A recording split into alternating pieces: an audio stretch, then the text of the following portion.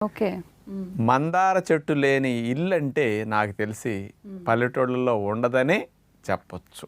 ఆ మందార ఆకులు, ఆ మందార పువ్వులు అందరి జుట్టు పాలిట ఒక వరం అని చెప్పొచ్చు. చాలామంది మందార పువ్వులు, మందార ఆకులు ఏదో రసాలు తీసి పెడుతుంటే ఏదో పిచ్చి జనాలు ఏది పెడితే అది పుస్తే వస్తాయి అనుకునేవాడిని నేను కూడా. కానీ ఏంటి ఇంతంతమంది మందార మందార మందార ఎవరి నోటిన్నా మందార అంటున్నారని దాన్ని అసలు సైంటిఫిక్ స్టడీస్ ఏమైనా ఉన్నాయా, ఎవరైనా చేశారా అని వెరిఫై చేసాం. ఓకే.